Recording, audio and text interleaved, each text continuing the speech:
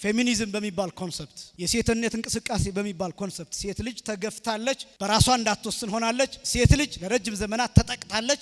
ስለዚህ ሴት ልጅ በራሷ መወሰን እንድትችል ከወንድ ጋር እኩል ናትና ስለዚህ ባል የሚባል ነገር መኖር የለበትም፣ ትዳር የሚባል ነገር መኖር የለበትም። ባለ ትዳሮች ልጅ ያላቸው የወለዱ የከበዱ ከዛ ሲፋቱ እሷ ተወጣና ዩቲዩብ ላይ ገመናውን ታወጣዋለች፣ ትዘረግፈዋለች። እሱ ይወጣና ዩቲዩብ ላይ ገመናውን፣ ቲክቶክ ላይ ገመናውን። ቤተክርስቲያን አጠቃላይ ነገር እግዚአብሔር እንዲህ ትገልጣዋለች ብላችሁ ብታስረዱ ችግሩ ምንድነው? ሴቶቹ ባትቀድሱ ስለ ቅዳሴው ግን ብትናገሩ ችግሩ ምንድነው? ቤተክርስቲያን እኮ ይሰራል፣ ህንጻው እኮ ይሰራል፣ የሚያምር ሆኖ ያልቃል። ግን ሰው ከቤተ መቅደሱ ሸሽቷል። ሁሉን አፉ እንዳመጣለት የሚናገርበት የሚሳደብበት ዘመን፣ አባቶች የማይከበሩበት ዘመን። ዓለም አንዱ እያጣ ያለው እናትነትን ነው። በነገራችን ላይ ሴትነትን ራሱን የማይገዛ ትውልድ አገር አይመራም። አንድ ሀገር የሆነ ሀገር ላይ ይሄን መስራት እፈልጋለሁ ሲል በበጎ አድራጎት ሰበብ እዛ ሀገር ውስጥ መትከል ማስቀመጥ የሚፈልገው ነገር ምንድነው? እነዚህ አሁን ቤተክርስቲያኗትን ማይክ ደቅ ነው የሚያሟትን ሰዎች ትመለከታላችሁ። ካባ ለብሰው ቤተክርስቲያኒቱ ወንጌል አትሰብክም፣ ክርስቶስን አታውቀውም፣ የሚያመልኩት እንጨት ነው እያሉ በድፍረት የሚናገሩ ሰዎችን ትሰማላችሁ። ውስጡን ብታጠኑት ሃይማኖት ያለው ይመስላችኋል? አምኖበት ይመስላችኋል? እዚያ ራሱ ለምን እንደሚሄድ ታውቃላችሁ? በማህበረሰቡ ዘንድ እምነት የለውም ሃይማኖት የለውም እንዳይባል ባህሉን ጭምር ለመጠበቅ እዚያ ሄዶ እያስመሰለ ይኖራል። ለምን? ቁርሱን በልቶ በፈለገው ሰዓት ነው።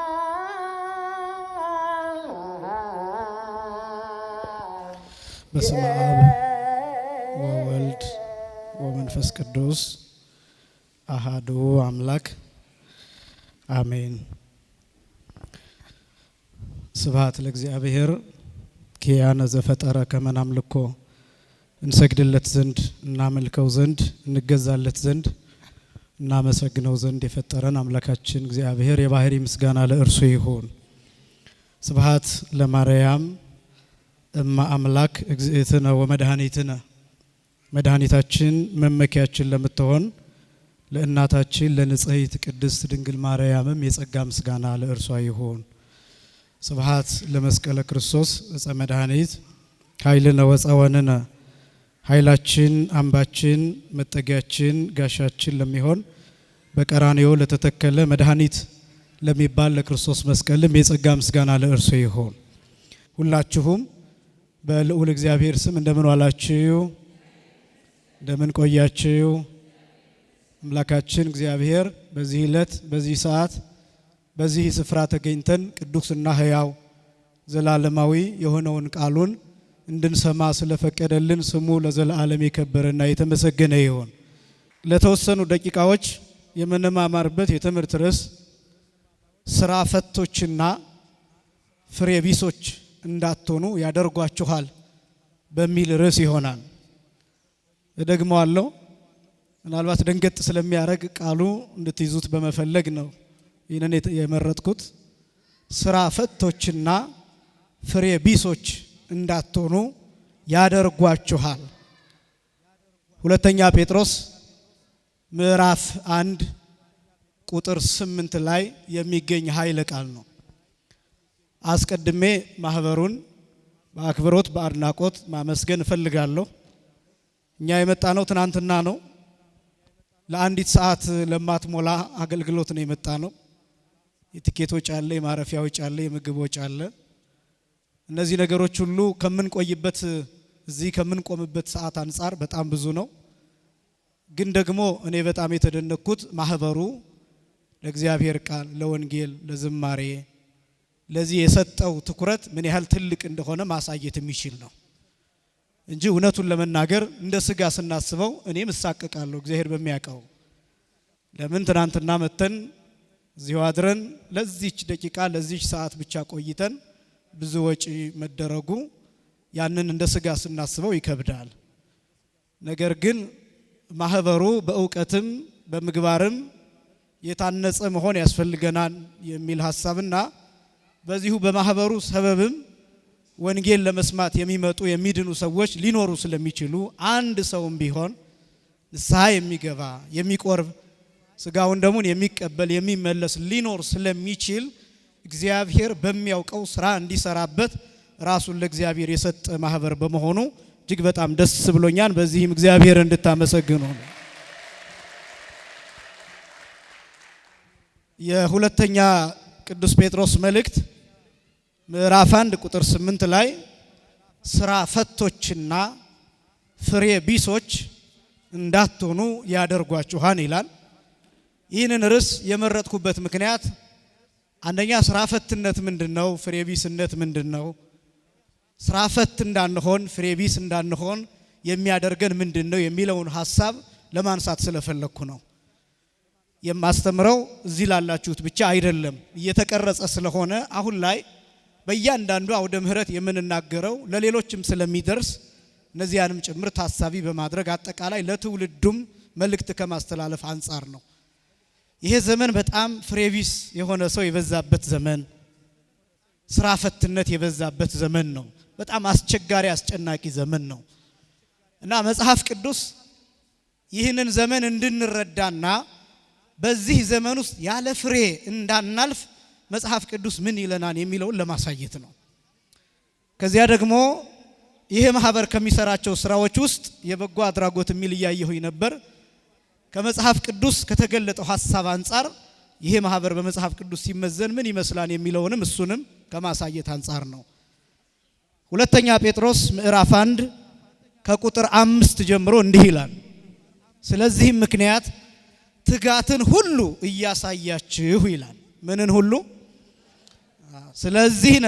ስለዚህም ምክንያት ትጋትን ሁሉ እያሳያችሁ በእምነታችሁ ይላል። በምናችሁ? በእምነታችሁ ይላል። መነሻችን ይሄ ነው። አሁን እምነት የሚባለውን መሰረት እናደርግና ቅዱስ ጴጥሮስ በዚህ ላይ መጨመር ያለባቸውን 7 ነገሮችን ይዘረዝራል። 7 ነገሮችን ይዘረዝራል።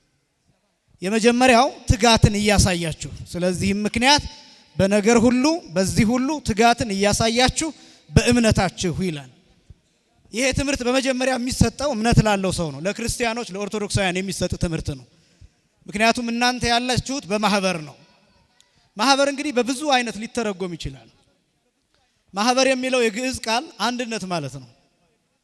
አንድነት ማለት ነው። ስብስብ ማለት ነው። ህብረት ማለት ነው። የመጀመሪያው ማህበረ በኩር ተብሎ የሚጠራው በ40 ቀን በ80 ቀን በጥምቀት ያገኘ ነው። ማህበረ በኩር ተብሎ ይጠራል። የበኩር ማህበር፣ የብኩርና ማህበር፣ የበኩርነት ማህበር፣ የመጀመሪያነት ማህበር ማለት ነው። አንድ ህፃን ወንድ በ40 ቀን ሲጠመቅ፣ አንዲት ህፃን ሴት በ80 ቀን ስትጠመቅ እግዚአብሔር ባወቀ የኦርቶዶክሳውያን ማህበር ውስጥ ትቆጠራለች፣ ይቆጠራል። ይሄ ነው ማህበረ በኩር የሚባለው። ትልቁ ማህበር ይሄ ነው። ትልቁ ማህበር እነዚህኞቹን እናንተ በጻድቃን በሰማዕታት በመላእክት የምናደርጋቸው ማህበራት ወደዚህኛው ማህበር የሚያስገቡን ይሄኛውን ማህበር የምንጠብቅባቸው አጥሮች ናቸው። ስለዚህ ማህበር ሲባል የመጀመሪያው ሰፊ አድርጎ ማሰብ ይፈልጋል። ከዛ ደግሞ በጻድቃን ስም በመላእክት ስም በሰማዕታት ስም አንድነት ስናደርግ ደግሞ ወዴት እየሄድን እንደሆነ ማሳየት ይችላል። እና አቡነ ተክለ ሃይማኖት ወዴት ነው የሄዱት? እና አቡነ ተክለ ሃይማኖት ምንድነው የሰሩት? እና አቡነ ተክለ ሃይማኖት ምንድነው ያደረጉት? እና አቡነ ተክለ ሃይማኖት እንዴት ነው የተገለጡት? ይሄን ማሳየት እንችላለን። በተለይም ደግሞ ይሄ ውሉደ ተክለ ሃይማኖት ስለሚል የተክለ ሃይማኖት ልጆች ስለሚል የጻድቃን ልጆች እንዴት እንደሆንን ብርሃንን የምናሳይበት ማህበር ነው። ለየት የሚያደርገው ደግሞ ይሄ ነው። ስለዚህ በእምነት ላይ ተመስርተን በዋናው ማህበር ላይ ተመስርተን ምንን እንጨምርበት የሚለውን ሐሳብ የያዘ ነው ይሄ የመጽሐፍ ቅዱስ ክፍል። በእምነታችሁ ላይ የመጀመሪያው ቅዱስ ዮሐንስ አፈወርቅ ይሄን ሲተረጉም እንዲህ ይላል። አሚንሰ መሰረት ይእቲ ወካለ አኒሃ ህንጻ ወንድቅ እሙንቱ ይላል። እምነት መሰረት ናት ይላል። እምነት ምንድናት?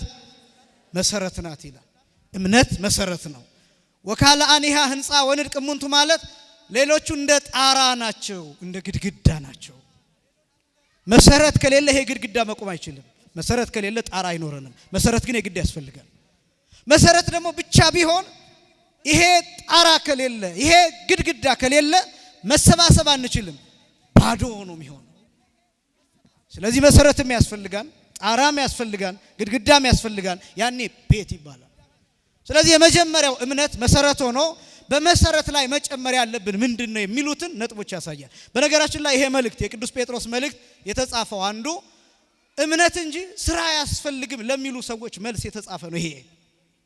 ይሄ ሁለተኛው የቅዱስ ጴጥሮስ መልእክት እምነት ብቻ እንጂ ስራ ያስፈልግም የሚሉ ሰዎች አንድ ጊዜ ሰው ካመነና ከተጠመቀ በኋላ የፈለገውን አይነት ኃጢአት ቢሰራ አይኮነንም ብለው ለሚያምኑ ሰዎች የተጻፈ ነው። የፈለገ ቢሆን ወደ ሲኦል አይገባም አይፈረድበትም ብለው የሚያምኑ ሰዎች ለነሱ የተጻፈ ነው። ስለዚህ እናንተስ ምንድነው የምታደርጉት? እኛ ክርስቲያኖቹ ምንድነው የምናደርገው? እኛ ኦርቶዶክሳውያን ምንድነው የምናደርገው? ምንማረው ምንድነው? በእምነታችሁ ላይ የምትጨምሯቸው 7 ነገሮች አሉ። ስንት ነገሮች? 7 ነገሮች። የመጀመሪያው ቅዱስ ጴጥሮስ ያስቀመጠልን በእምነታችን ላይ በጎነት እንድንጨምር ታዘናል። በኋላ ጠይቃለሁኝ 7ቱንም ነጥቦች። የመጀመሪያው በጎነትን እንድንጨምር ታዘናል በእምነታችን ላይ። በጎነት የሚባለው ምንድነው ለመሆኑ? ግዕዙ ሂሩት ብሎ ያስቀምጠዋል። ሂሩት ማለት ቸርነት ማለት ነው። በጣም ብዙ ሐሳቦችን የያዘ በጣም ብዙ ሐሳቦችን። ይሄ በሶስት ይከፈላል። ስጋዊ ተብሎ፣ መንፈሳዊ ተብሎ፣ ነፍሳዊ ተብሎ ይከፈላል። ስጋዊ በጎነት፣ መንፈሳዊ በጎነት፣ ነፍሳዊ በጎነት ተብሎ በሶስት ይከፈላል። ሰፊ ነው። ስጋዊ በጎነት የሚባለው ምንድነው? የሚታይ ነገር፣ የሚዳሰስ ነገር፣ የሚጨበጥ ነገር፣ የሚቆጠር ነገር፣ የሚተረክ ነገር፣ የሚቀረጽ ነገር እነዚህ ስጋዊ በጎነት ይባላል። እንስሳትም ጭምር የሚያደርጉት ነው። በነገራችን ላይ ስጋዊ በጎነት የሚባለው ከደመ ነፍስ የሚመነጭ ነው። ከሰውነት ብቻ አይደለም፣ ከደመ ነፍስ የሚመነጭ። ለምሳሌ ላም ለጥጃዋ የምታደርገው፣ ጎሽ ስለ ልጇ የምትወጋው፣ ነምር ለልጇ የምታደርገው፣ አንበሳ ለልጁ የሚያደርገው፣ ጅብ ለልጁ የሚያደርገው ይሄ በጎነት ይባላል። ስጋዊ በጎነት ይባላል። ደመ ነፍሳዊ በጎነት ይባላል። በጎነት ከዚህ ይጀምራል። ሁለተኛው መንፈሳዊ በጎነት የሚባለው ከክርስቲያን የሚመነጭ፣ ከክርስቲያን ብቻ የሚመነጭ። መንፈሳዊ በጎነት የሚባለው ረቂቅ ነው። ለምሳሌ ይሄ ማህበር የበጎ አድራጎት ጉዞ ያደርጋል። የተዘጉ አብያተ ክርስቲያናትን ይከፍታል። ለተቸገሩ አብያተ ክርስቲያናት ይረዳል። ጧፍ ይሰጣል፣ ሻማ ይሰጣል፣ ሂዶ በዓል ያከብራል። አያችሁ መንፈሳዊ በጎነት የሚባለው ረቂቅ በጎነት የሚባለው። እናንተ ከዚህ ተነስታችሁ ሂዳችሁ ሰው በሌለው ማህበረሰብ 4-5 ሆነው ታቦት በሚያወጡ ሰዎች መካከል ስትገኙ ምን እያረጋችሁ እንደሆነ ታውቃላችሁ? መንፈሳዊ ምጽዋት እየሰጣችሁ ነው። ምንም ባታደርጉ፣ ጧፍ ባትሰጡ፣ ሻማ ባትሰጡ፣ ገንዘብ ባትሰጡ፣ መጎናጸፊያ ባትገዙ፣ ቀጸላ ለታቦቱ ቀጸላ ባትሰጡ፣ በር ባታሰሩ፣ ህንፃ ባታሰሩ፣ በመገኘታችሁ ብቻ የሰዎቹን አእምሮ ትጠግናላችሁ። ይሄ መንፈሳዊ በጎነት ተብሎ ይጠራል። ረቂቅ በጎነት ተብሎ ይጠራል። ረቂቅ ቸርነት ተብሎ ይጠራል። መንፈሳዊ ቸርነት ተብሎ ይጠራል። በነገራችን ላይ አሁን ሀገራችን ውስጥ እየጠፋ ያለው አንዱ ይሄ ነው። በጣም ብዙ ነገሮች አሁን በሚሊየን የሚሰበሰብ ብር ልታዩ ትችላላችሁ። በኦንላይን የሚሰበሰቡ፣ በላይቭ የሚሰበሰቡ፣ በቀጥታ የሚሰበሰቡ፣ በትልልቅ ሆቴሎች የሚሰበሰቡ ብዙ ሚሊዮን ብሮች ልታዩ ትችላላችሁ። አንድ ህንፃ ለማሰራት የሚሰበሰቡ ገንዘቦችን ታያላችሁ። ትልቁ ችግር ምን እንደሆነ ታውቃላችሁ? ይሄን ሁሉ ብር ሰብስበን እዛ ሂደን ግን የምእመኑን ስነ ልቡና አንጠግነው። ቤተ ክርስቲያኑ እኮ ይሰራል፣ ህንፃው እኮ ይሰራል፣ የሚያምር ሆኖ ያልቃል። ግን ሰው ከቤተ መቅደሱ ሸሽቷል። ሰው ከቤተ መቅደሱ ሸሽቷል። አንዳንዶቹ ይፈራሉ። በሚኖሩበት አካባቢ እግዚአብሔርን ማምለክ ይፈራሉ። ኦርቶዶክስ ነኝ ማለት ይፈራሉ። ማተብ ማሰር ይፈራሉ። መቁረብ ይፈራሉ። ለነዚህ ሰዎች አልደረስንላቸው። መንፈሳዊ ርህራሄ፣ መንፈሳዊ በጎነት የሚባለው ይሄ ነው። ሃይማኖትን ክዶ ለሚሰቃየው ሰው ካልደረስንለት መንፈሳዊ ርህራሄ አላደረግንም። ስጋዊ ርህራሄ አድርገናል። ጧፍ ሰተናል፣ ሻማ ሰተናል፣ ህንፃ ሰርተናል። ሰውየውን ግን አልሰራ ነው። አይምሮውን አልሰራ ነው። ልቡን አልሰራ ነው። ይሄ መንፈሳዊ በጎነት ተብሎ ይጠራል። ይህንን ስናደርግ ሰዎችን ስንሰራ የመጨረሻው ነፍሳዊ በጎነት የሚባል ነው። ነፍሳዊ ርህራሄ ይሄ ራስን አሳልፎ መስጠት ነው። መጥወተ ርዕስ የሚባለው አቡነ ተክለ ሃይማኖት ራሳቸውን ሰጥተዋል። ጻድቃንን የምናከብራቸው ቅዱስ ያሬድ ሲናገር ደሪኦሙ ይላል፣ ተአጊሶሙ ይላል፣ መጠው ነፍሶሙ ለሞት ይላል፣ ጨክነው ይላል፣ ነፍሳቸውን እስከ ሞት ድረስ አሳልፈው ሰጡ ይላል። ክብርና ምስጋና ለአምላካችን ይሁን። ጻድቃን ነፍሳቸውን ራሳቸውን ሰጥተው ነው የምናከብራቸው። የተዘጋ ቤት አይደለም፣ ቤታቸውን ከፍተው ወናሁ ሀደጉ ቤትየ ርህወ፣ እነሆ የተከፈተ ቤት ትቻለሁ፣ ይሄው ቤቴን ከፍቻለሁ ታየዋለህ ብለው እና አቡነ ተክለ ሃይማኖት ሲወጡ ከቤታቸው የተከፈተ ቤት ትቻለሁ፣ እኔ ቤቴን ከፍቼ እንደመጣው አንተ ደግሞ መንግስተ ሰማያትን ከፍተህ ጠብቀኝ ብለው ወደ ኋላ ሳይዞሩ ዘመናቸውን ሙሉ እርፍ ይዘው ወደ ኋላ ሳይርሱ እያመሰገኑ እያመለኩ ኢትዮጵያን ምድር በሙሉ በወንጌል ብርሃን አጥለቀለቋት። ክብርና ምስጋና ለአምላካችን። በወንጌል ብርሃን እነዚህን ጻድቃን ያላከበርን ማንን እናከብራለን? ምድሪቱንም በብርሃን ያሸበረቋት፣ እንድታጌጥ እንድትዋብ ያደረጓት። ይሄ ነው መጥወተ ርዕስ የሚባለው። አቡነ ተክለ ሃይማኖት እኮ ስለ ጫማ አይደለም የተጨነቁት፣ ስለ ልብስ እኮ አይደለም የሚጨነቁት፣ ስለ ፋሽን አይደለም የሚጨነቁት፣ ስለ ትውልድ ነበር የሚጨነቁት። ስለ ኢትዮጵያ ነበር የሚያስቡት እኮ። ኢትዮጵያ እንዴት የወንጌል ብርሃን ይብራላት፣ ኢትዮጵያ እንዴት ወንጌል ትስማ፣ ኢትዮጵያ እንዴት ክርስቶስን ተወቀው ከጫፍ እስከ ጫፍ። ስንት ጣዖት የሚያመልከውን ሕዝብ ጣዖቱን ሰብረው እግዚአብሔር እንዲያውቅ አድርገውታል። ዛፉን እየነቀሉ በእኩያን መናፍስት ተይዞ ይጮህ የነበረውን ሕዝብ ስንቱን ነፃ አውጥተዋል።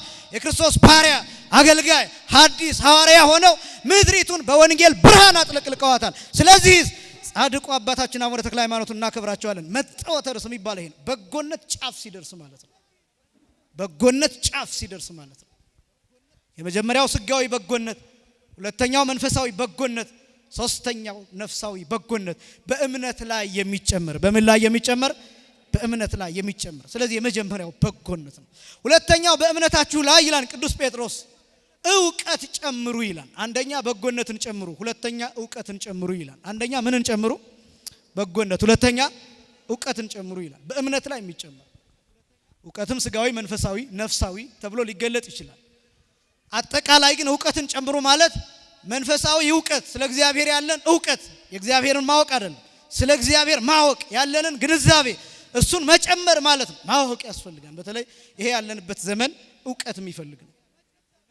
ዲግሪ አይደለም ያልኳችሁ፣ ፒኤችዲ አይደለም ያልኳችሁ፣ ማስተርስ ምናምን አይደለም ያልኳችሁ፣ ስለ ዲፕሎማም አይደለም፣ አንደኛ ክፍል ሁለተኛ ክፍል ስለመሆንም አይደለም፣ ስለ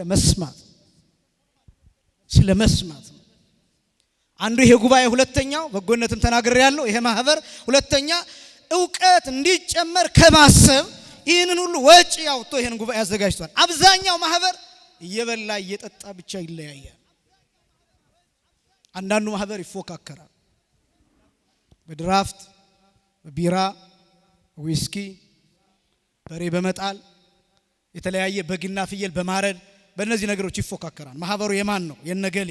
አሃ እነሱማ ከሆነ በዊስኪ ነው ማለት ነው ይላል፣ ያሰላን። አንዳንዱ የማን ነው ብሎ ጠይቆ ማህበሩ ላይ ይገኛል። ምግብ ካለው ቅዱስ ጳውሎስ ይናገራል፣ የተራበ ካለ ለምን በቤቱ አይበላም ይላል። ስለ ምግብ ብቻ ለምን ትሰበሰባላችሁ? ያውም የሚጣላል፣ በዚያ ሚለያያል። የገሊት ጠላ አይጣፍጥም፣ የገሌ እንጀራ የገሌ ምግብ ጥሩ አይደለም ብሎ በዚህ ሚለያያል። በዚህ ላመሰግናችሁ ተወዳላችሁ ይላል ቅዱስ ጳውሎስ ሲናገር አንደኛ ቆሮንቶስ ምዕራፍ 11 ላይ በዚህ ላመሰግናችሁ ተወዳላችሁ ይላል። ይሄ ማህበርስ ዕውቀት እንዲጨምር ያደርጋል። ዕውቀትን መጨመር ያስፈልጋል። ዘመኑ የዕውቀት ነው፣ ጊዜው የዕውቀት ነው፣ ጊዜው የመረዳት ነው። ስለ ወንጌል ስንጠየቅ አሁን በቦክስ የምንመልስበት ጊዜ አይደለም።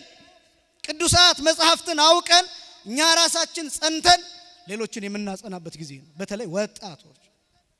በተለይ ወጣቶች ቴዎሎጂ ብትማሩ ምን ችግር አለው እናንተ? የአብነት ትምህርት ቤት ገብታችሁ ብትማሩ ምን ችግር አለው እናንተ? ስለ ማህሌት ብታውቁ ምን ችግር አለው እናንተ? ዜማ ብታውቁ ምን ችግር አለው እናንተ? ሰዓታቱን ማዜም እንኳን ባትችሉ ብታነቡት ምን ችግር አለው? ድጓውን ማዜም ባትችሉ ብታነቡት ምን ችግር አለው? ጾመ ድጓው ቢነበብ ምን ችግር አለው? ትርጉም አለው። አሁን የቤተ ክርስቲያን የውስጥ አገልግሎት የሚባሉ አስደናቂ የሆኑ ምስጢራት ያሉባቸውን ትምህርቶች ብታውቁት። ቤተክርስቲያን እኮ ስለ ክርስቶስ እንዲህ ትላለች፣ ቤተክርስቲያን እኮ ስለ ስጋውና ስለ ደሙ፣ ቤተክርስቲያን ስለ መስቀል፣ ቤተክርስቲያን ስለ ስቅለት፣ ቤተክርስቲያን አጠቃላይ ነገር እግዚአብሔር እንዲህ ትገልጠዋለች ብላችሁ ብታስረዱ ችግሩ ምንድነው? ሴቶቹ ባትቀድሱ ስለ ቅዳሴው ግን ብትናገሩ ችግሩ ምንድነው? እውቀት ሊጨመርበት ይገባል። እምነት ሃይማኖታችን እውቀት ሊጨመርበት ይገባል። በጣም ብዙ የተጎዳ ነው እንደ ኢትዮጵያ ቤተክርስቲያን በእውቀት ማነስ ምክንያት ነው። በጣም ብዙዎቻችን ስለ ጻድቃን እዚህ ያላችሁትን አይደለም እዚህ ችግር የለም ግን ስለ ጻድቃን ስለ ሰማዕታት ያለው እውቀት አብዛኛው ለዚህ ነው ሌሎች እንዲነቅፉን የሚያደርገው እንደ አምላክ ስለሚያዩ እስካሁን ድረስ ጊዮርጊስና አምላክ እኩል ናቸው ብለው የሚያምኑ ሰዎች አሉ። እስካሁን ድረስ በገጠሪቱ ክፍል አንዳንዶቹ እንዲያውም ጊዮርጊስ ፈጣሪ ብለው ጭምር የሚሉ ይሄ በርግጥ ለሚዲያ ላይሆን ይችላል። እነዚህን ሰዎች አስተምረን መመለስ አለብን። ይሄ ነው እውቀት የሚባለው። በሃይማኖት ላይ እውቀት አዳኝ ማን እንደሆነ፣ ፈጣሪ ማን እንደሆነ፣ አምላክ ማን እንደሆነ፣ ፍጡር ማን እንደሆነ እነዚህ ነገሮች በደንብ መረዳት ያስፈልጋል። ይሄ ነው እውቀት የሚባለው። በእምነታችሁ ላይ አንደኛ በጎነትን ጨምሩ፣ ሁለተኛ እውቀትን ጨምሩ። አንደኛ ምንን ጨምሩ? በጎነትን። ሁለተኛ ምንን ጨምሩ? እውቀትን ጨምሩ። ሶስተኛ ራስን መግዛት ጨምሩ ይላል ቅዱስ ጴጥሮስ። ሁለተኛ ጴጥሮስ ምዕራፍ 1 ከቁጥር 5 ጀምሮ ያለው ነው እየተናገርኩ ያለሁት። ርዕሳችን ስራ ፈቶችና ፍሬ ቢሶች እንዳትሆኑ ያደርጓችኋል ነው። እነዚህን ነገሮች ስንይዝ ማለት ነው የመጀመሪያው በእምነት ላይ በጎነትን መጨመር፣ ሁለተኛ እውቀትን መጨመር፣ ሶስተኛ ራስን መግዛት። ራስን መግዛት ማለት ነው ራስ ላይ ኃላፊነት መውሰድ ማለት ነው። ራስ ላይ ኃላፊነት መውሰድ በተለይ በዚህ ዘመን እውነቱን ለመናገር ይሄ ራስን መግዛት የሚባል ነገር የሌለበት ዘመን ላይ ነው ያለነው። ራስን መግዛት እንዳልሰለጠነ እንዳልተማረ የሚቆጠርበት ዘመን፣ በጣም አስጨናቂ ዘመን፣ ከባድ ዘመን፣ ሁሉን አፉ እንዳመጣለት የሚናገርበት የሚሳደብበት ዘመን፣ አባቶች የማይከበሩበት ዘመን። ይሄ እኮ ራስን መግዛት ስለሌለ ነው። የሃይማኖት አባቶች በግልጽ ቋንቋ የሚሰደቡበት ዘመን፣ ክብር ያጣንበት፣ አገር ያቀኑ አባቶች አገር ባቀኑበት ቦታ በገጀራ ተቆራርጠው የሚገደሉበት ዘመን፣ እናቶች የማይከበሩበት ዘመን። እንዲያውም ዋና መስደቢያው በእናት መሆኑ ዓለም አንዱ እያጣ ያለው እናትነትን ነው። በነገራችን ላይ ሴትነትን ዓለም እያጣ ነው። ይሰማችኋል አይደል? የምናገረው ዓለም ሴትነትን እያጣ ነው። ሴትነት ለዓለም ትልቅ አበርክቶ ነው። ምክንያቱም እናትነት የሚገኘው ከሴትነት ነው። እናቶች ሁሉ ሴቶች ናቸው። በእርግጥ ሴቶች ሁሉ ግን እናቶች አይደሉም። እደግመዋለሁኝ። እናቶች ሁሉ ምኖች ናቸው?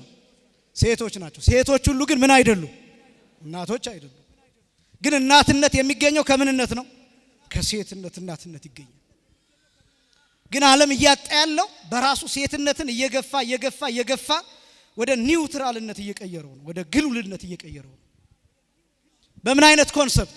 ፌሚኒዝም በሚባል ኮንሰፕት፣ የሴትነት እንቅስቃሴ በሚባል ኮንሰፕት። ሴት ልጅ ተገፍታለች።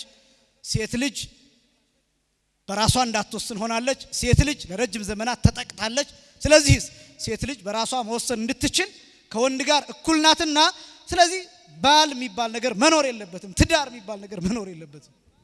ከዛስ ቤተሰብ ይፈርሳል።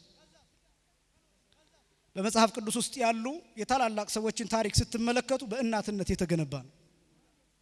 ለምሳሌ የሙሴን ታሪክ ብትመለከቱ፣ የሳሙኤልን ታሪክ ብትመለከቱ፣ የዮሐንስ መጥምቅን ታሪክ ብትመለከቱ፣ የጌታንም ብትመለከቱ በእናትነት በኩል የመጣ ነው። ከእናትነት የተመዘዘ ነው።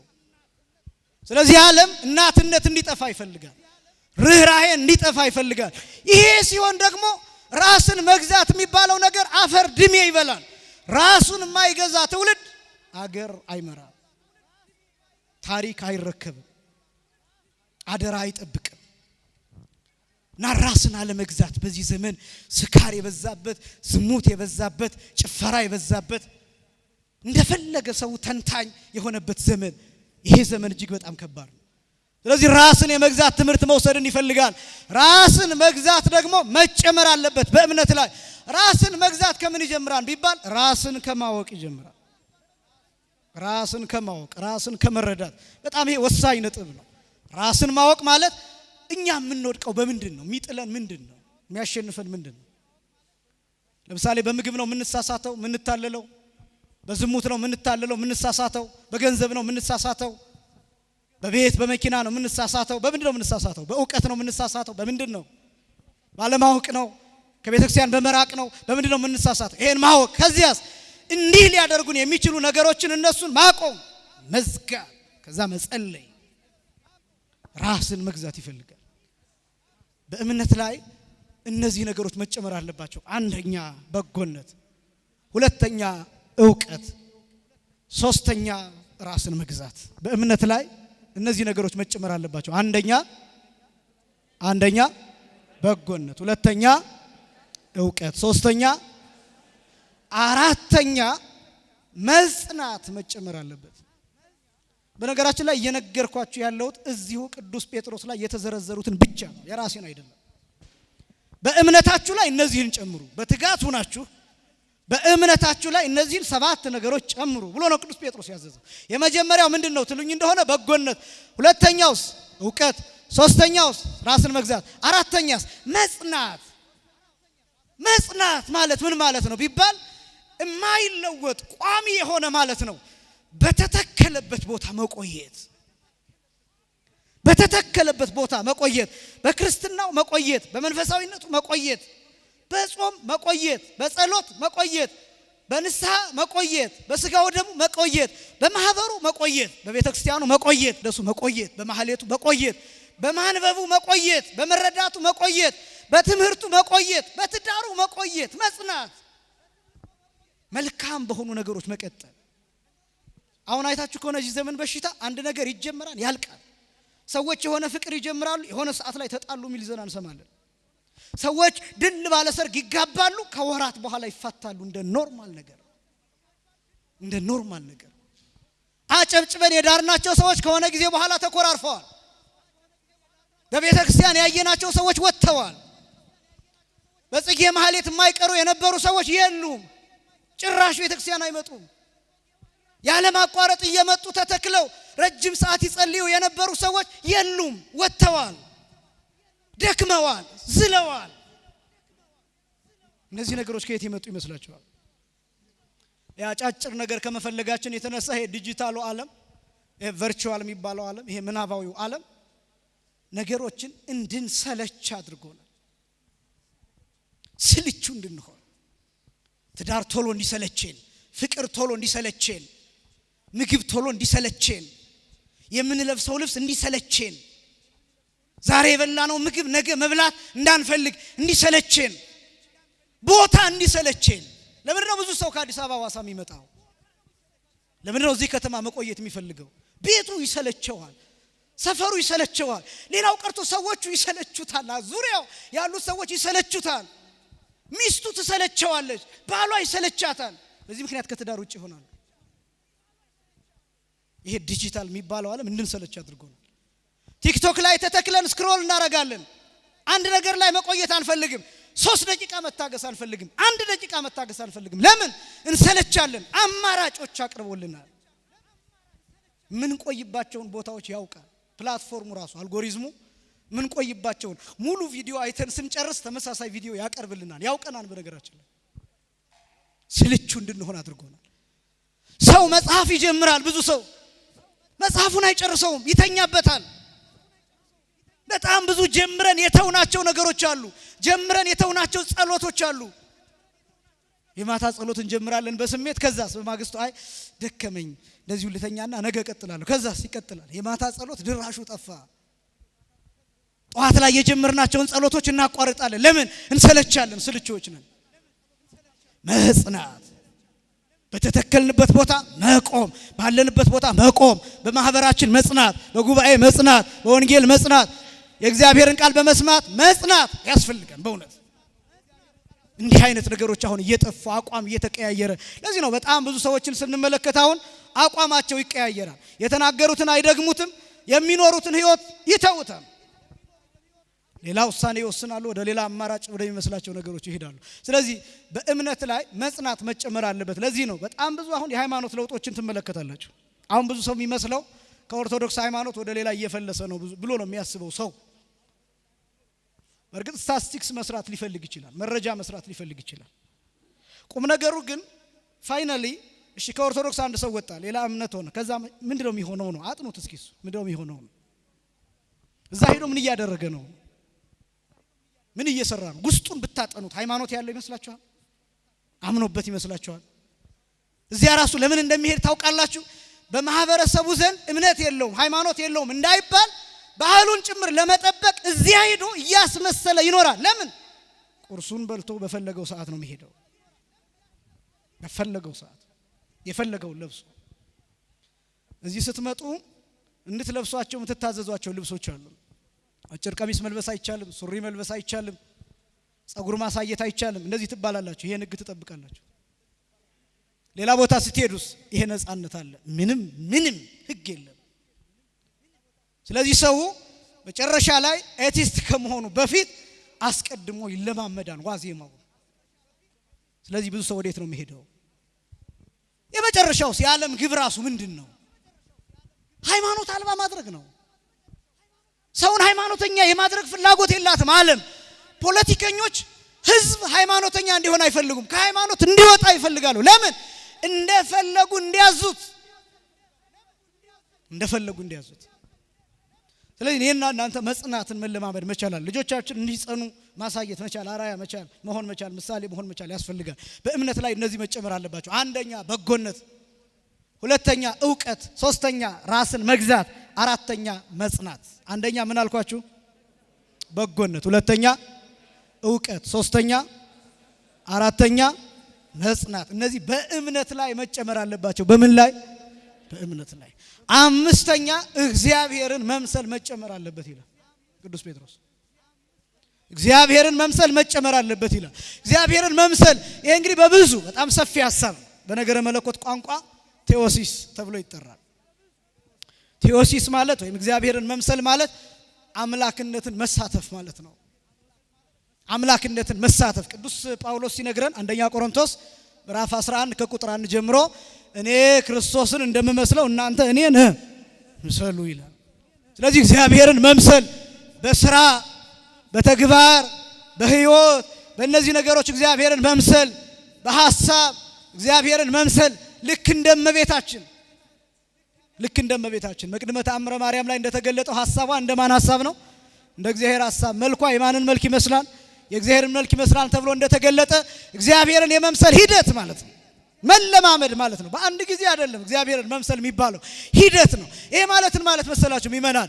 እግዚአብሔርን መምሰል ማለት ክፉ ሐሳብን ከአይምሮ ማስወገድ፣ ክፉ ሐሳብን፣ ጠማማነትን፣ ማስመሰልን፣ ግብዝነትን፣ ምቀኝነትን፣ ቅናትን፣ ተንኮልን፣ ቂመኛነትን፣ መለያየትን እነዚህ ነገሮች ከአይምሮ ማስወጣት ማለት ነው። ዓለም ረፍት ያገኛል ይሄን ቢያደርግ። ዓለም ረፍት ያገኛል ይሄን ቢያደርግ። እግዚአብሔርን ወደ መምሰል ቢያድግ፣ እግዚአብሔርን መምሰልን ቢለማመድ ዓለም ረፍት ያገኛል። ጠብ የለም፣ መገዳደል የለም፣ ጦርነት የለም። ይሄን ማድረግ ቢችላል። ስለዚህ እግዚአብሔርን መምሰል መጨመር አለበት። አምስተኛ አንደኛ በእምነት ላይ በጎነት መጨመር አለበት። ሁለተኛ ዕውቀት መጨመር አለበት። ሶስተኛ ራስን መግዛት መጨመር አለበት። አራተኛ መጽናት መጨመር አለበት። አምስተኛ ማንን መምሰል? እግዚአብሔርን መምሰል መጨመር አለበት። ስድስተኛ የወንድማማች መዋደድ መጨመር አለበት ይላል። የወንድማማች መዋደድ ግዕዙ ተአህዎ ይላል። ተአህዎ የሚለው ቀጥታ ሲተረጎም ወንድማማችነት ማለት ነው። በጣም ይሄ ደግሞ አሁንም በዚህ ዘመን እየጠፋ ያለ እየተረሳ ያለ ጉዳይ ነው። እኔ በጣም ይገርመኛል። መጽሐፍ ቅዱስ አጠቃላይ የማህበረሰባዊ ስነ ልቡና ይሄ የአንድን ህዝብ ሳይኮሎጂካል ሜካፕ አስቀድሞ የሰራ ነው መጽሐፍ ቅዱስ ማለት ነው። የስነ ልቡና ህንጸት አስቀድሞ የሰራ ነው። ለምሳሌ ወንድማማችነት የሚባለው ሰዎች እርስ በርሳቸው በጓደኝነት የሚመሰርቱት ወንድማማችነት አለ። ወንድማማችነት ሲባል ለወንድ ብቻ የተነገረ አይደለም።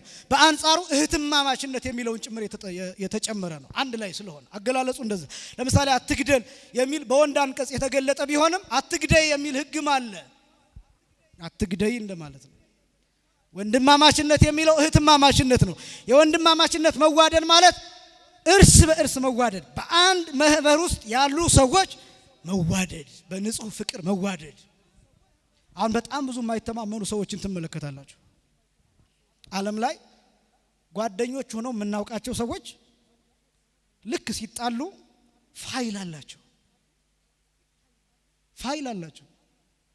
አንዱ ያንዱን ሰው ደብቆ አስቀምጦ ነበር ስልኩ ላይ ሲሰክር ሲያመነዝር ሲሰርቅ ሲናገር የነበረውን ስልኩ ላይ ገና እኮ ሳይጣሉ ነው ጓደኞች እያሉ ወንድማማቾች እያሉ በፍቅር እያሉ እነዚህ ሰዎች ልክ ሲጣሉ ፋይሉን ፖስት ማድረግ ይጀምራሉ ገመናውን ማውጣት ይጀምራሉ ሌላውን ተውት ባለ ትዳሮች ልጅ ያላቸው የወለዱ የከበዱ ከዛስ ሲፋቱ እሷ ተወጣና ዩቲዩብ ላይ ገመናውን ታወጣዋለች ትዘረግፈዋለች እሱ ይወጣና ዩቲዩብ ላይ ገመናውን ቲክቶክ ላይ ገመናውን ተመልከቱትማ ወንድማማችነት እንዴት እንደቆሸሸ ፍቅር እንዴት እንደቆሸሸ ፍቅር በራሱ አይደለም የሚቆሽሸው ስለ ፍቅር ያለን አመለካከት እንዴት እንደቆሸሸ ቃላችን እንዴት እንደቆሸሸ ህብረታችን እንዴት እንደቆሸሸ አንድነታችን እንዴት እንደቆሸሸ በዚህ ምክንያት ውሃው ተበከለ አየሩ ተበከለ ምን ጠጣ ውሃ እርግማን ሆነ ምን መገበው ምግብ እርግማን ሆነ የምንበላው ምግብ ተረገመ የምንበላው ምግብ ኃይል አይደለም የሚሰጠን ስኳር ነው የሚሆነው ግፊት ነው የሚሆነው ኮሌስትሮል ነው የሚሆነው ኩላሊት ነው የሚያመጣው የኩላሊት በሽታ ነው የሚያመጣው እክል ያጸን ኃይለ ሰብ ነው ምንለው በአባቶቻችን ምናውቀው በአምላክ ዳዊት የተነገረው እህል ሰውን ያጸናል የሚል ነው ምናውቀው አሁንስ እህል ራሱ ሰው ይገላል ምግብ ሰው ይገላል ምግብ ሰው ያጠፋል ምግብ ህይወት ይቀማል ምግብ በሽታ ይሆናል ውሃ ፈውስ ነው የሚሆነው ምናውቀው ውሃ ኃይል ነው የሚሆነው አሁንስ ወላድ ትጨነግፍበታለች ወላድ ትጨነግፍበታለች መሃኖች አይወልዱበትም ትውልድ አቅም ያጣበታል ትውልድ አያድግበትም ያለ እድሜያችን እንቀጫለን ምን ሆነን ተረግመን በምን ምክንያት በመንናገረው ቃል ምክንያት ወንጌል ምን ይላል ስለዚህ ጉዳይ የማቴዎስ ወንጌል ምዕራፍ 12 ቁጥር 35 ጀምሮ ብትመለከቱ ወኩሉ ዘይነብብ ንባበ ጽሩዓ ያገብኡ ሎቱ ቃለ በእለተ ደይን ይላል የማይረባ ቃልን ለሚናገር ሰው ሁሉ ያንን የተናገረውን ቃል በፍርድ ቀን ያመጡለታል ይላል አየር ላይ ይቀመጣል ይሄ ክፉ ቃል አሁን እዚህ ቲክቶክ ላይ ምን ሰማቸው ቃላት አለ አይደለም ልክ ስንከፍታቸው ዩቲዩብ ላይ ስንከፍታቸው እናት እንዲህ ትሁን ብሎ የሚሳደብ ሰው ያጋጥማቸዋል ይሄ ቃል እናንተ ጆሮ ገብቶ ያረክሳቸዋል እኛ ጆሮ ገብቶ ያረክሰናል ትውልዱን ያረክሰዋል አየሩን ይበክለዋል ለምን እናት ተሰድባለች እናት ተዋርዳለች ሴት ተሰድባለች ሴት ተዋርዳለች ሴት የማህበረሰብ መሰረት ናት እናት የማህበረሰብ መሰረት ናት ይሄ ትውልድ ምን ያደረገ ነው የማህበረሰብ መሰረትን በመጥረቢያ በድጅ ነው ያፈረሰ ነው ስለዚህ በጣም ማወቅ መረዳት የሚገባን ነገር አለ በጣም ማወቅ መረዳት የሚገባን ነገር አለ እነዚህ ወንድማማችነት የሚባለው አንድነት የሚባለው ህብረት የሚባለው መንፈሳዊ አንድነት የሚባለው እሱ እየፈረሰ ነው መተማመን የለም እርስ በርስ አንድ ሰው ከፍቶ ቢያመጣላችሁ የሆነ ቦታ ሃይላንድ ዝም ብላችሁ ላጠጡ ትችላላችሁ ምን አርጎበት ይሁን ብላችሁ ልታስቡ ትችላላችሁ በቅጽበት የሚሞቱ ሰዎች ሁሉ እያጠራጠሩ ነው አሁን በምን ምክንያት ነው የሞተው ገሌ የት ነው የሞተው መጀመሪያ ምን አርጎ ነበር ከዛ ምን በልቶ ነበር ምን ጠጥቶ ነበር ማለት እነዚህ ሁሉ ከምን የመጡ እንደሆነ ታውቃላችሁ ማህበረሰባዊ ትምምናችን ጎሏል የወንድማማችነት ፍቅር ጎሏል መሰረታዊ ጉዳይ ነው ይሄ ደግሞ ከዚህ አልፎ ምን ሆኗል ሀገርና ሀገር ኢትዮጵያ ከሌሎች ሀገራት ጋር የምታደርጋቸው ስምምነቶች ዲፕሎማሲያዊ ስምምነቶች ምን አላቸው ከጀርባ አንድ ሀገር ከአንድ ሀገር ጋር ስምምነት ሲያደርግ የሚፈልገው ነገር ምን አለ ያው እነዚህ ነገሮች በዝርዝር መናገር አልፈልግም የምታቋቸው ነገሮች ይኖራሉ ምን አለ ከጀርባው አንድ ሀገር የሆነ ሀገር ላይ ይሄን መስራት ፈልጋለሁ ሲል በበጎ አድራጎት ሰበብ እዛ ሀገር ውስጥ መትከል ማስቀመጥ የሚፈልገው ነገር ምንድነው ላሊበላን ማደስ የሚፈልግ ድርጅት ጎንደርን ማደስ የሚፈልግ ድርጅት ሌላ አንድ ገዳም ማሰራት የሚፈልግ ድርጅት ንጹህ የመጠጥ ውሃ ማቅረብ የሚፈልግ ድርጅት ምንድነው ማስቀመጥ የሚፈልገው ሌላ አያችሁ ከማህበረሰቡ አልፎ በሀገርና በሀገር መሃል እሾሆች ይተከላሉ። ከዚያስ ትውልድ የማይነቅለው ይሆናል። ከዚያስ ትውልዱ ያብድበታል። እነዚህ ያደጉ ሲያሉ ምን ያህል አደገኛ እንደሆኑ መሰረት ነው። ማህበረሰባዊ መሰረት ነው። መጽሐፍ ቅዱስ ይሄን አስቀድሞ ሰርቶታል። አስደናቂ ነው። ስለዚህ በእምነት ላይ የወንድማማችነትን መዋደድ ጨምሩበት። አንደኛ በእምነት ላይ በጎነትን ጨምሩበት። ሁለተኛ በእምነት ላይ ዕውቀትን ጨምሩበት። ሶስተኛ በእምነት ላይ ራስን መግዛት ጨምሩበት። አራተኛ በእምነት ላይ መጽናትን ጨምሩበት። አምስተኛ በእምነት ላይ እግዚአብሔርን መምሰል ጨምሩበት። ስድስተኛ በእምነት ላይ የወንድማማችን መዋደድ ጨምሩበት ይልና የመጨረሻው በእምነት ላይ ፍቅርን ጨምሩበት ይላል። ምንን ጨምሩበት? ፍቅርን ጨምሩበት። የወንድማማች መዋደድና ፍቅር አንድ አይደለም ወይ ብለን ልንጠይቅ እንችላለን። ፍቅር የሚለውን እነዚህ መተርጉማኑ ሲተረጉሙ አማኒ መናፍቅ፣ ኃጥእ ጻድቅ፣ ባዕድ ዘመድ ሳይሉ ሁሉንም መውደድ ብለው አስቀምጠውታል። ይሄ ነው ፍቅር የሚባለው። እገሌ ያምናል፣ እገሌ አያምንም፣ እገሌ ሃይማኖት አለው፣ እገሌ ሃይማኖት የለውም፣ እገሌ ባለጸጋ ነው፣ እገሌ ድሃ ነው፣ እገሌ ኃጢአተኛ ነው፣ እገሌ ጻድቅ ነው፣ እገሌ ዘመዴ ነው፣ እገሌ ደግሞ ዘመዴ አይደለም ባዕድ ነው ብሎ ልዩነት ሳያደርጉ ሁሉን እኩል መውደድ። እነዚህ በእናንተ ዘንድ የበዙ እንደሆነ ስራ ፈቶችና ፍሬ ቢሶች፣ አሁን ይሄን አስብላችኋለሁ አንድ ላይ ስራ ፈቶች በሉ ፍሬ ቢሶች እንዳትሆኑ ያደርጓችኋል። ድገሙት። ስራ ፈቶች ፍሬ ቢሶች እንዳንሆን ያደርጉናል። ስራ ፈትና ፍሬ ቢስ የሚባለው እነዚህ ነገሮች ከሌሉት ነው። በጣም ብዙ ስራ ፈት አለ። በጣም ብዙ ፍሬ ቢስ ሰው አለ በዓለም ላይ። እነዚህ አሁን ቤተክርስቲያኗትን ማይክ ደቅነው የሚያሟትን ሰዎች ትመለከታላችሁ። ካባ ለብሰው ቤተክርስቲያኒቱ ወንጌል አትሰብክም፣ ክርስቶስን አታውቀውም፣ የሚያመልኩት እንጨት ነው እያሉ በድፍረት የሚናገሩ ሰዎችን ትሰማላችሁ። እነዚህ ሰዎች ምን አይነት ሰዎች እንደሆኑ ታውቃላችሁ? እነዚህ የሌሏቸው ናቸው። እነዚህ ሰባቱ ነገሮች የሌሏቸው ናቸው። ፍሬ ቢሶች የሆኑ ትውልዱን የሚበክሉ፣ በትውልዱ አእምሮ ውስጥ ቂም የሚያስቀምጡ፣ በቀል የሚያስቀምጡ፣ ጥላቻ የሚያስቀምጡ፣ ቤተክርስቲያኒቱ እንድትጠላ በሰፊው የሚሰሩ ሰዎች እነዚህ ሰባቱ ነገሮች የሌሏቸው ናቸው። እነዚህ ነገሮች የሌሏችሁ ከሆናችሁ ስራ ፈቶች ትሆናላችሁ፣ ፍሬ ቢሶች ትሆናላችሁ። እነዚህ ሰባት ነገሮች ያስፈልጋሉ። በጣም የሚገርመኝ ቅዱስ ጴጥሮስ እንዲህ ብሎ ይጠቀልለዋል። ይህን ወያበጽሐክሙ ኀበ አእምሮቱ ለእግዚእነ ኢየሱስ ክርስቶስ ይላል። ይህም ይላል ኢየሱስ ክርስቶስን ወደ ማወቅ ያደርሳችኋል ይላል። ይህም በሉ ሁላችሁም ኢየሱስ ክርስቶስን ወደ ማወቅ ያደርሳችኋል ይላል። እነዚህ ሰባት ነገሮች ሲኖሯችሁ ክርስቶስን ወደ ማወቅ ያደርሳችኋል። የተገረፈ አጥንቱን ወደ መቁጠር ከፍታ ያደርሳችኋል። የገጠጠ አጥንቱን ወደ መቁጠር ደረጃ ያደርሳችኋል። መስቀል ላይ የተሰቃየውን ስቃይ ወደ ማሰብ ያደርሳችኋል። ደሙን ወደ ማሰብ ያደርሳችኋል። ላዩ ላይ ያለው የሾሁን አክሊል በማሰብ ስቃዩን በማሰብ እንድታለቅሱ እንባ እንድታፈሱ ያደርጋችኋል። ጦር ያጎደጎደውን ጎኑን ጉድጓድ እንድታዩ ያደርጋችኋል። እነዚህን ሰባት ነገሮች ስናውቅ በጉድጓዱ ውስጥ ብርሃን ታያላችሁ። በጉድጓዱ ውስጥ ገነት ይታያቸዋል። በጉድጓዱ ውስጥ መንግስተ ሰማያት ይታያቸዋል። በጉድጓዱ ውስጥ ማለፍ ይታያቸዋል። በጉድጓዱ ውስጥ መሻገር ይታያቸዋል። በጉድጓዱ ውስጥ የዘላለም ሕይወት ይታያቸዋል። ከጉድጓዱ መዓዛ ይወጣል። ልዩ ጠረን፣ ልዩ መዓዛ፣ ልዩ ሽታ። እሱም ደግሞ ነፍስን በመንግስተ ሰማያት የሚያኖር ያን ቁስል ወደ ማወቅ ያደርሳቸዋል። ክርስቶስን ወደ መረዳት ያደርሳቸዋል። ጥበብ ይሄ ነው።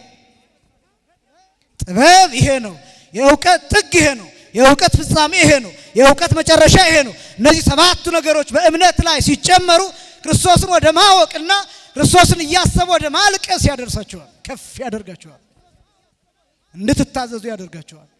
መተርጉማኑ እዚሁ ላይ በታሪክ ያስቀመጡት አንዳል ከዚህን አባው አመተው ያስቀመጡት ሁለት ሰዎች አንዱ ባህታዊ ነው፣ አንዱ ደግሞ ታዛዥ ነው። አንዱ ምንድነው አልኳችሁ? ባህታዊ፣ ሁለተኛው ታዛዥ ነው። እና ይሄ ባህታዊው ዝጉሃዊ ተሃራሚ ጸዋሚ ነው ይላል። በጣም የሚጾም ነው፣ ዘግቶ የሚኖር ነው። ሰው የሚያናግረው የሚያየው ከስንት አንድ ጊዜ ነው። ይሄ ባህታዊ በጸሎት የሚኖር ነው። አንደኛው ደግሞ የሚታዘዝ ነው። ሄር ላይክ ይባላል። ሄር ላይክ ማለት ቸር አገልጋይ ማለት ነው። ኦሆ ባህል ተአዛዚ ይሉታል። እሺ የሚል የሚታዘዝ በቃ ይሄን አምጣ ካላችሁት እሺ ነው የሚለው። ይሄን አምጣ ካላችሁት እሺ፣ እዚህ ቦታ ሂድ እሺ፣ የሁለት ቀን የሶስት ቀን መንገድ ሂድ እሺ፣ የአራት ወር መንገድ ሂድ እሺ፣ ውሃ ተሸክመ ይሄን አምጣ እሺ፣ በቃ እምቢ የሚባል አያውቅም፣ የሚታዘዝ ነው። ያኛው ደግሞ ዘግቶ የሚኖር ነው። እና የገዳሙ መነኮሳት ማንኛው የበቃ ይሆናል ብለው ተከራከሩ ይላል።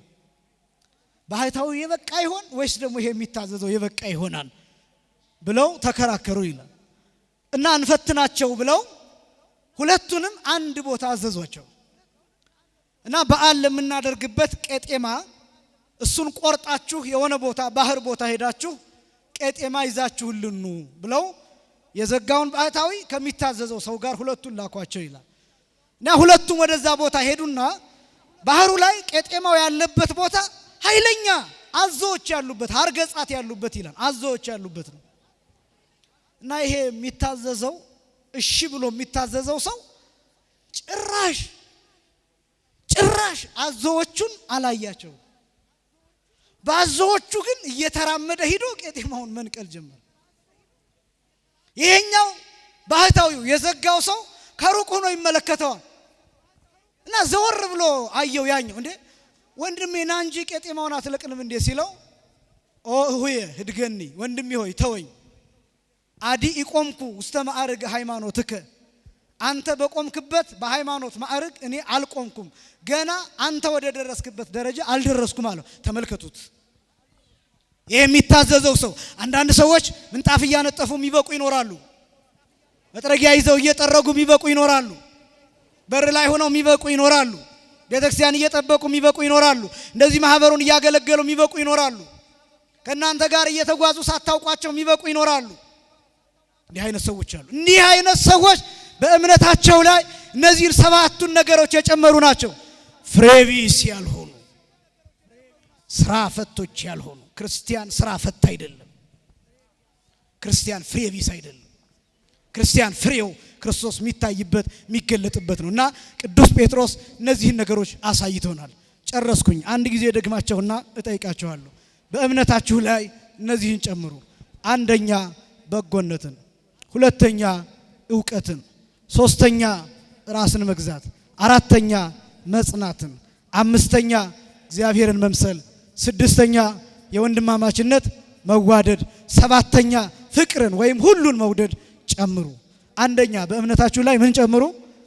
በጎነት፣ ሁለተኛ ዕውቀት፣ ሶስተኛ ራስን መግዛት፣ አራተኛ መጽናት፣ አምስተኛ እግዚአብሔርን መምሰል፣ ስድስተኛ የወንድማማችነት መዋደድ፣ ሰባተኛ ፍቅርን ጨምሩ። ለራሳችሁ ሁሉ ብላችሁ እግዚአብሔርን አመስግኑ። አምላካችን እግዚአብሔር እነዚህን ሰባቱን ነገሮች ሰርተን ፍሬቢሶች እንዳንሆን ከንቱ ትውልድ ከመሆን እግዚአብሔር ሁላችንንም ይጠብቀን። ስራ ፈት ሆኖ ሌሎችን እያሙ የሌሎችን ስም እያጠፉ ከመኖር እግዚአብሔር ይጠብቀን። ያስተማረን የአባቶቻችን አምላክ እግዚአብሔር ይክበር ይመስገን። ስብሐት ለእግዚአብሔር።